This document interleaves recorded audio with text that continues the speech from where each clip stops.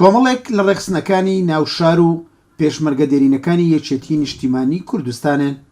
باس لە ڕاپەڕینی 95,987 قەزای ڕەواندز دەکەن کە توانیویانە بۆ ماوەی 1 ساڵ ڕژێمی بەعس لە شارۆچکەکەیان دوور بخەنەوە و تەواوی دام و دەستگاکانی ڕژێم لەو قەزایە دەستیان بەسەرداگیرە چەندان ئەفسەر و پلەداری ڕژێم لە ناوبران.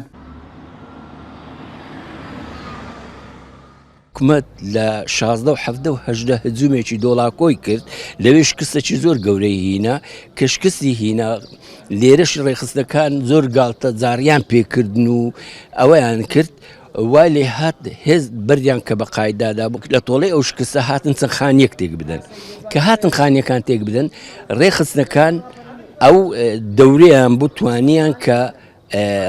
ئەو ڕاپەڕینە بە پێش بێخن و بە ناوی جەماوەری شاری ڕەواندزەوە داوا لە حکوومەتی هەرێم و بە تایبەتی لە یەکێتی نیشتیمانی کوردستانەکەم وەک پێویست پەرە بە شاری ڕەواندز نەدراوە پشگیری شاری ڕەواندز نەدراوە خاستن ماڵە شەهیدەکان داواکەم وەک پێویست یارمەتیان بدرێت و هاوکاریان بکرێت. خەڵکی ڕەواندز ساڵانە یادی ئەو ڕۆژە دەکەنەوە کە ڕازی نەبوون ڕژێمی عێراق چالاکوانان و شۆڕژگێرانیان سەرکوت بکات ئەو ڕاپەڕینەی کە توانی وانەیەک لەو سنوورە بە دوژمندا بدات بەوەی خەڵکی سنوورەکە چیتر لە بەرامبەر کردەوە درندانەکەی بەعەس دەستەوەستان نابێت. بەری بیانیوشی حکومەتە کەشکاوە بە قەسپەشی زۆرن لەسەر بوو ئێمە لەو برادرانە هەفتیان بریندار بوون یەکیان شەهید بوو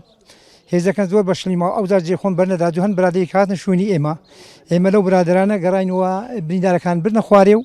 ئەوەی کەشمارە شوونەکان پڕکردو حکومەتە کەشکاوە زۆر بە سەرشۆڕی ئێمە وەکو پێشمەگە قەت ئامادە نەبووینە سەنگەری خۆ بە بریندار و بە شەهید و بەیشیوەی چۆر بکەین. شاری ڕەواندز ڕاپەڕینی 95/87 من وەکو